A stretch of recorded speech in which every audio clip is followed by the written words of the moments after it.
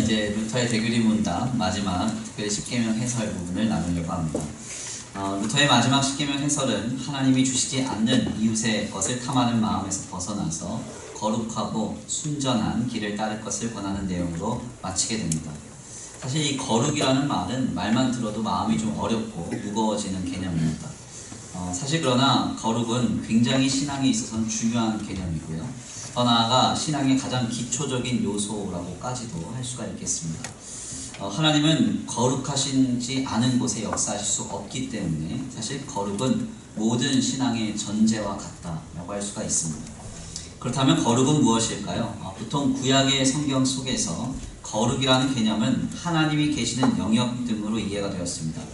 그래서 세상적인 영역과 세속적인 영역과 단절이 되어서 홀리 디스트릭스라고 그러죠. 그러니까 완전 구별된 지역, 이런 식으로 우리가 거룩이라는 개념을 이해해 왔습니다. 거룩한 구역으로서 하나님의 임재하심이 충만한 상태 혹은 그 하나님의 임재하심이 가득한 장소 등이 거룩이다, 이렇게 흔히 구약에서는 이해를 했습니다. 실제로 이러한 이해는 중세의 수도원주의에서 꽃을 피우게 됩니다. 그래서 중세의 수도원들을 좀 방문을 해보면 발 딛기도 어려운 산속 깊숙한 곳이나 아니면 절벽 끝자락 즈음에 수도원이나 수녀원 등을 세워놓고 많은 수도사들과 수녀들을 양성했습니다. 이러한 일은 신앙의 거룩을 도모하고자 했던 그 당대의 문화였습니다. 중요한 점은 과연 이러한 방향으로서의 폐쇄적 거룩을 추구함이 아름다운 하나님의 뜻을 이루었을까? 그렇지 않다는 데 문제가 있습니다. 놀랍게도 이러한 폐쇄적인 거룩, 수도원주의는 각종 죄와 악을 양산했습니다. 살인, 매춘, 낙태, 강간 등 온갖 더럽고 추악한 범죄들이 수도원과 수녀원에서 자행됐습니다. 왜 이러한 일이 발생했을까? 간단해요. 인간에 대한 이해를 잘못했기 때문에 그렇습니다. 인간은 죄인인데 죄인을 몰아놓고 격리시켜 놓으니까 어떤 결과가 있습니까? 선하고 거룩한 게 추구가 될까요? 안 될까요? 네, 안 되는 것이죠. 인간은 죄인이기 때문에 한 대 모아놓고 격리시켜서 한 대 모아놓으니까 더더욱 죄와 악으로 치닫는 모임으로 변질되는 것입니다.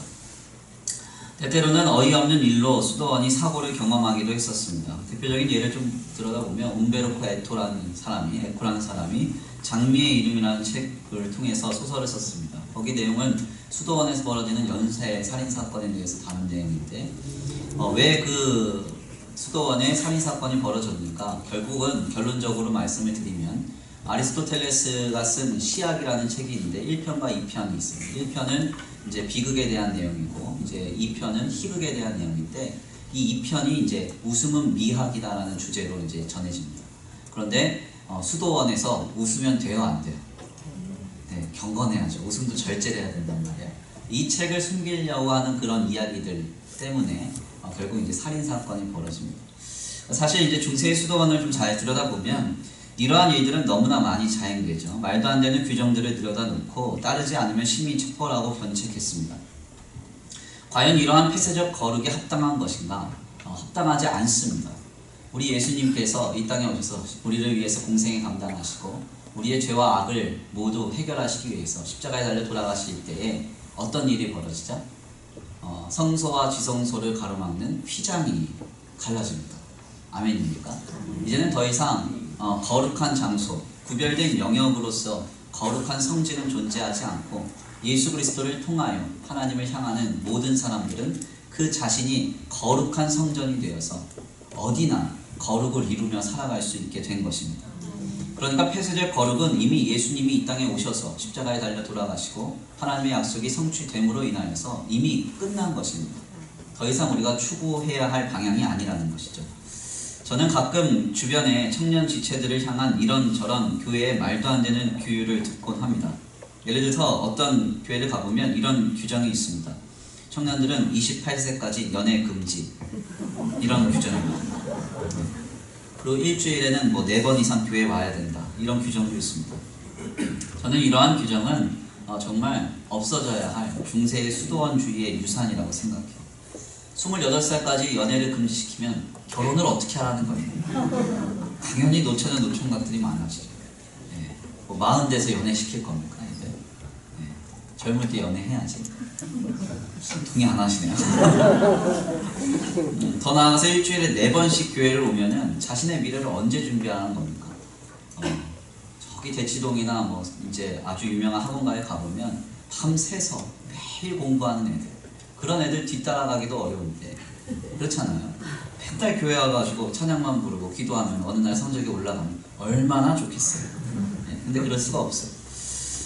중요한 점은 이렇게 폐쇄적인 거룩, 이것이 마치 참된 가치인 양 가르치는 모든 것들은 사실 지난 교회 역사 현장 속에서 폐쇄적인 교회일수록 문제가 더 많이 발생하는 것으로 답변이 될 것입니다. 합당하지 않고 바르지 않습니다. 폐쇄적인 거룩은 영성이 없습니다. 영성은 치열하게 부딪히고 마찰할 때 생기는 것입니다. 아멘입니까? 격리되고 보호될 때는 영성이라는 게 생기진 않아요. 그래서 중세의 수도원주의는 다 실패했습니다. 제가 강단에서 많이 말씀드렸죠. 종교개혁자들이 남긴 성서 해석 주석 같은 걸 들여다보면 그 당대에 이제 종교개혁을 일어났을 때 수도원이나 수녀원들이 그렇게 많이 불타서 없어졌거든요. 그러니까 그 건물들을 다 치우고 새로운 건물을 건축하려고 하다 보니까 그 밑바닥에 사실 시신이 너무나도 많이 발견됩니다. 이런 기록들은 우리에게 많이 전해집니다. 그러니까 수녀원에서는 이제 그 아이들을 낳고 사산해서 그냥 버린 것들, 그래서 어린아이의 사체가 많았고, 수도원들 같은 경우에는 이제 젊은 여성의 시신이 많았어요. 왜 그렇겠어요?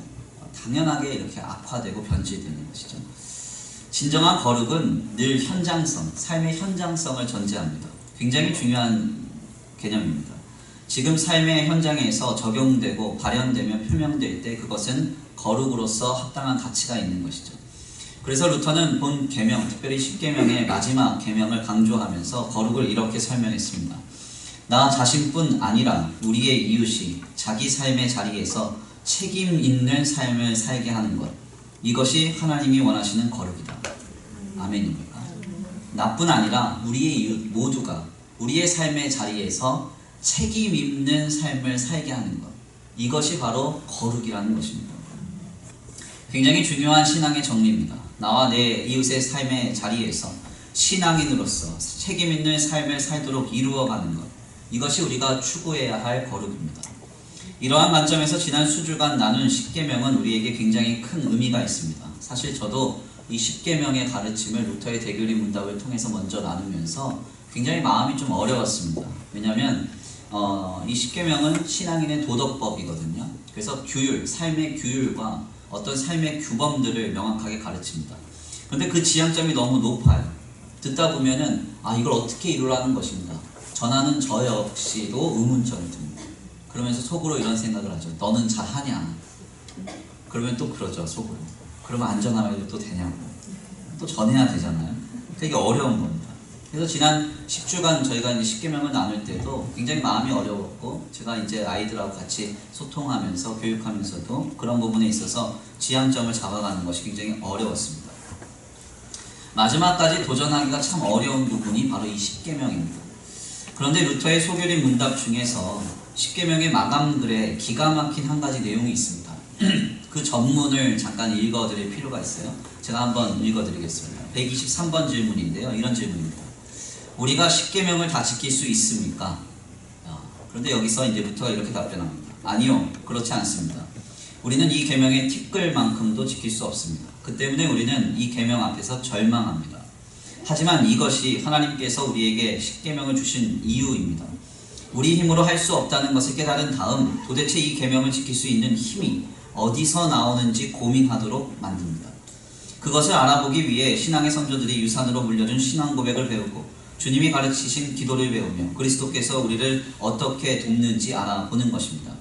분명한 것은 하나님은 단 하나의 계명도 지킬 수 없는 우리를 불러서 영원한 은혜와 복을 약속하셨다는 점입니다.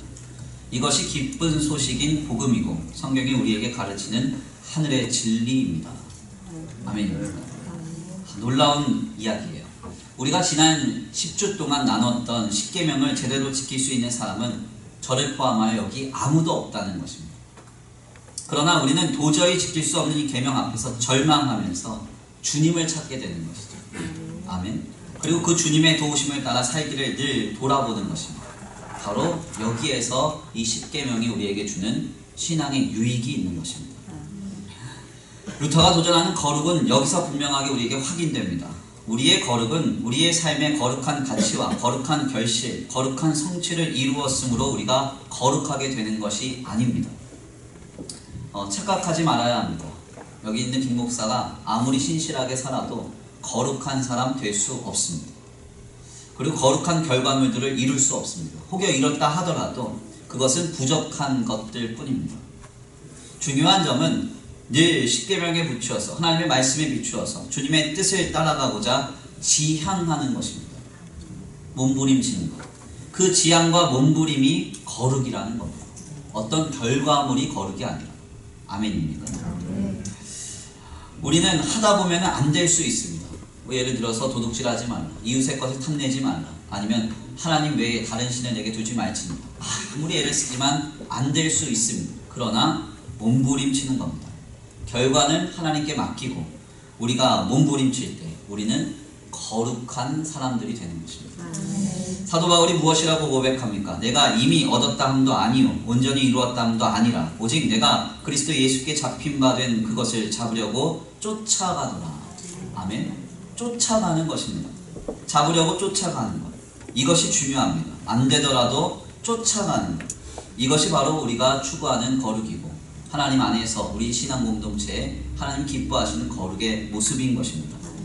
너무나도 안타까운 현실은 많은 신앙의 공동체와 특별히 우리 젊은 세대들이 너무 성과물에만 집중한다는 것입니다. 신앙적으로도 그러하고 일반적으로도 그러합니다.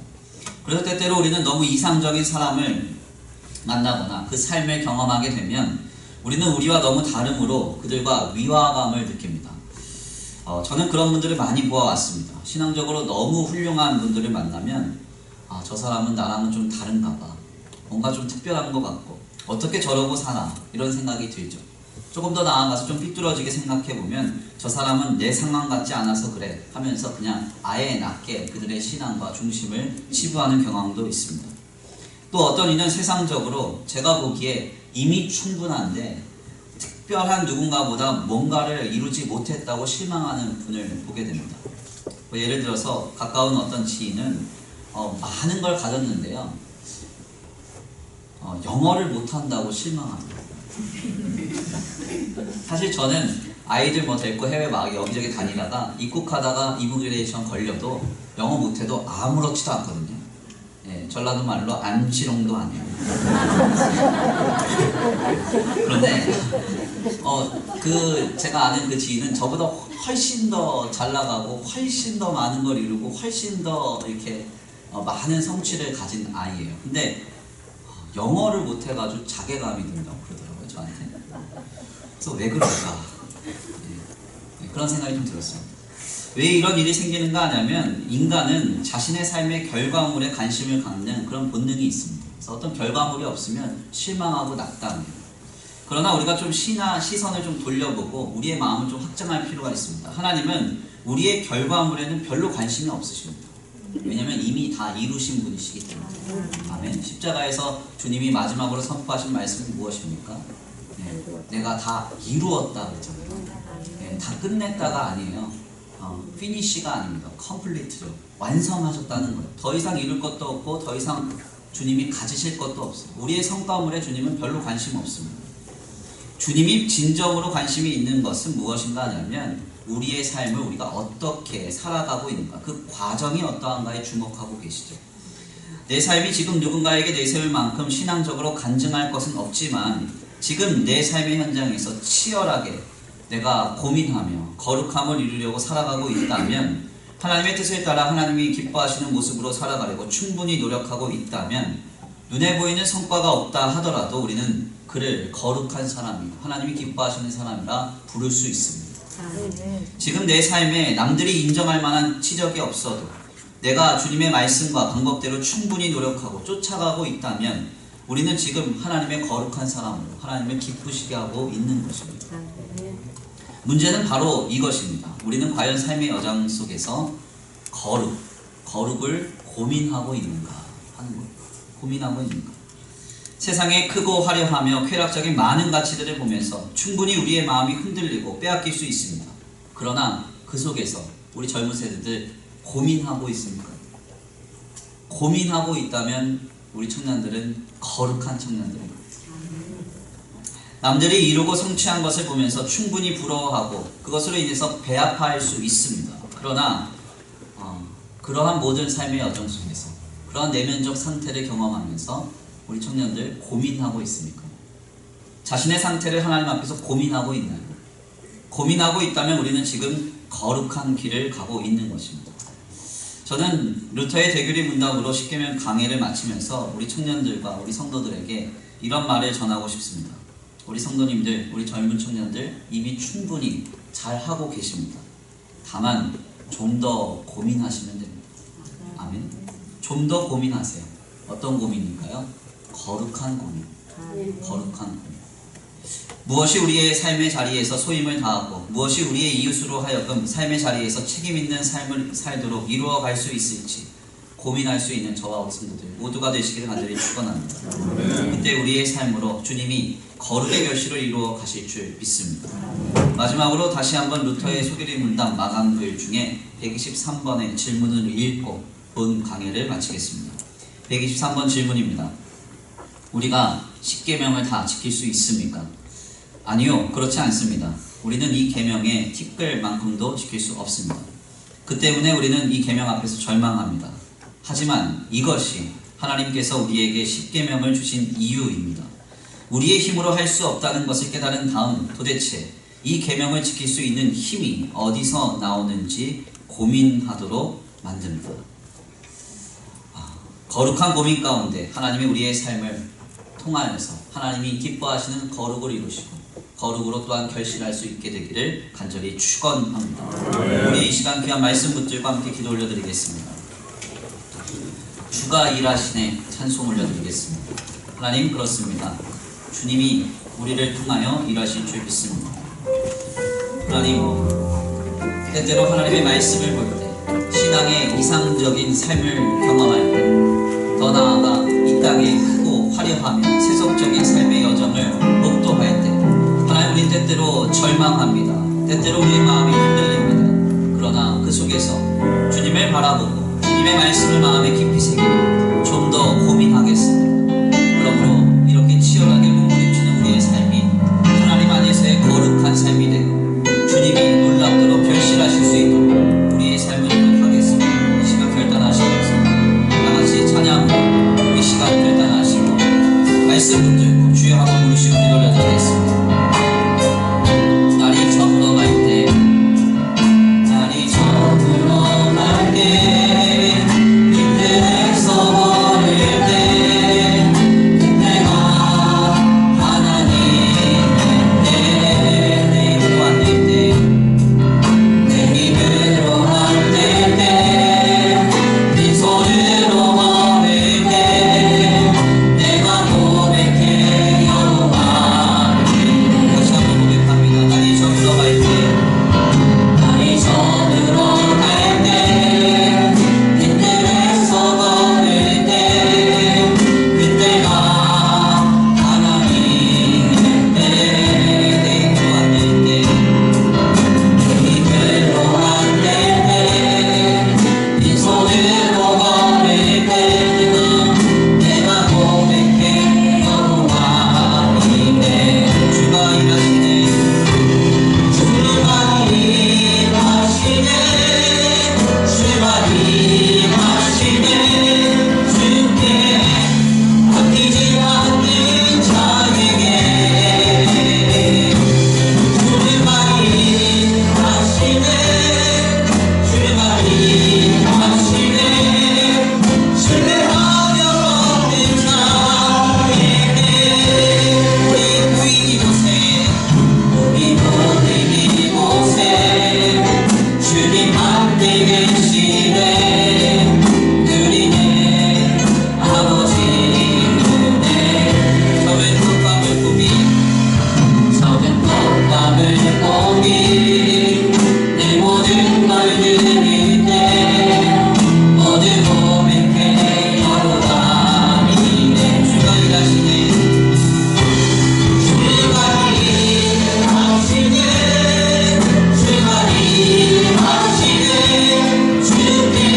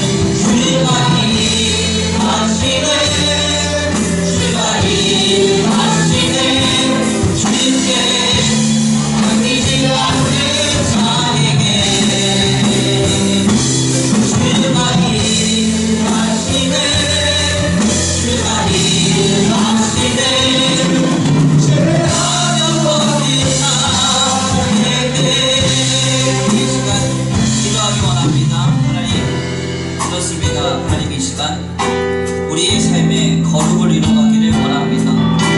우리의 삶의 현장에서 안 되지만 때때로 하나님의 말씀의 이상 앞에 절망되지만 주님 붙들고 의지하면서 끝까지 몸부림치기를 원합니다. 고민하기 원합니다. 하나님 이러한 거룩한 여정 속에 주님 함께 하셔서 결실하실 줄 믿사오니 주님 열매 맺으시는 그날까지 신실하게 진실하게 거룩하게 우리의 삶을 살아내게 하여 주시옵소서. 우리 이 시간 간구하고 소원하시고 결단하시면서 주여 한번 부르실 기도를 드립니다. 주여 한번 부르실 기도합니다. 주여 감사합니다. 하나님 감사합니다. 주님의 귀한 자리 주님 앞에 하나님의 귀한 말씀을 수고케 하시니 감사합니다. 하나님 지금 주님이 아버지 주님이 원하시는 그 거룩이 우리의 삶으로 이루어져 가기를 원합니다. 이루어가기를 원합니다. 하나님 내 삶으로 거룩한 하나님을 보게 하시고 거룩한 하나님을 경험하게 하시고 거룩하신 하나님 안에서 아름다운 우리의 삶에 아버지 힘있게 살아낼 수 있는 주님 역사에 주시옵소서. 아버지도 주님 인도하실 줄 믿습니다. 하나님 인도하신 역사할 줄 믿습니다. 우리의 마음과 우리의 생각과 우리의 중심이 하나님께 향하여지기를 원합니다. 아버지 내가 하나님의 말씀에 이상 앞에 안 되지만 낙심되고 절망되지만 그래도 거룩한 고민으로 고민하면서 정리하면서 몸부림치고 치러가면서 아버지 우리의 삶이 이끌어가기를 원합니다. 지금 아버지 우리에게 하셔서 은혜 내려주시옵소서. 하나님 말씀하여 주옵소서. 하나님 아버지 주님이 주신 귀한 계명 아버지 계명의 지향감을 아름답게 세우고 아버지 이 삶의 살아내기를 원합니다. 아버지 내가 포자하며 어려운 이 길에서 하고 담대하게 이 삶을 살아내기를 원하오니 주님 역사에 주옵소서. 아버지 인도하여 주옵소서. 주님의 능력과 권세로 이 시간 우리를 불러주시고 우리를 기록하여 주시옵소서. 아버지 용서주 믿습니다. 아버지 주여 넓은 삶에 향하여 하나님의 은혜를 주시고 믿습니다. 하나님 역사하시고 믿습니다. 하나님 살아계셔서 지금 일하실 줄 믿습니다. 하나님 도와주옵소서. 오신 하나님 감사합니다. 하나님 역사해 주옵소서. 인도하여 주옵소서.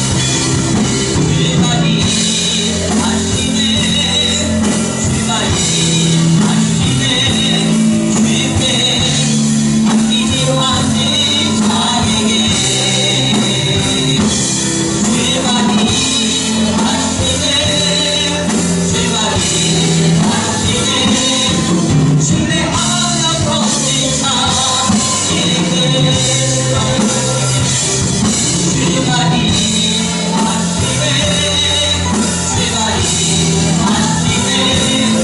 주께 맡기지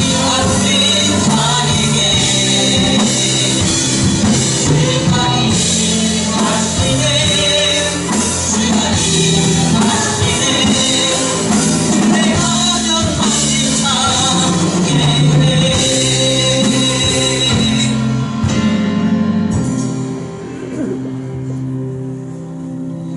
사랑과 은혜가 많으신 하나님 감사합니다. 오늘 귀한 주일 오후 귀한 말씀을 통하여서 십계명의 가르침을 마무리하면서 도저히 우리의 힘과 능력과 의지로 감당할 수 없는 십계명의 가르침의 그 지향점 앞에서 다시 한번 절망하게 하시고 주님 붙들게 하시니 감사합니다. 하나님 우리는 연약하지만 하나님 우리는 때때로 넘어지지만 그래도 그 모든 과정 속에서 주님 바라보고 고민하며 몸부림치며 지금 우리의 삶을 살아가겠습니다.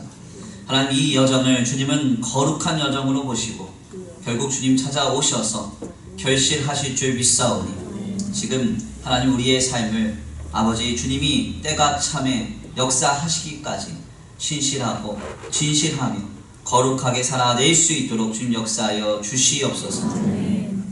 오늘도 귀한 자리에 나와 하나님 앞에 예배 올려드리고 하나님 주님 앞에 예배한 뒤에 아버지 이제 또한 척사대회로 함께 교제합니다. 모든 교제 가운데 주님 역사하여 주시고 함께하여 주셔서 우리 귀한 천성교회가 믿음으로 사랑으로 하나 될 수 있는 거룩한 바탕이 이루어지는 교제가 되게 하시고 아버지 주님 안에서 이 모든 교제를 통하여 주님의 살아계심과 주님의 역사하심을 경험할 수 있도록 역사하여 주시옵소서. 아버지 모든 행사에 마치는 시간까지 함께 하시며 인도하시며 지키시고 보호하실 줄 믿고 감사함을 올려드리오며 사랑과 은혜가 많으신 우리 주 예수 그리스도의 이름으로 감사하며 기도 올려드립니다. 여호와는 내게 복을 주시고 너를 지키시기를 원하며 여호와는 그의 얼굴을 내게 비추사 은혜 베푸시기를 원하며 여호와는 그 얼굴을 내게로 향하여 드사 평강 주시기를 원하노라. 아멘.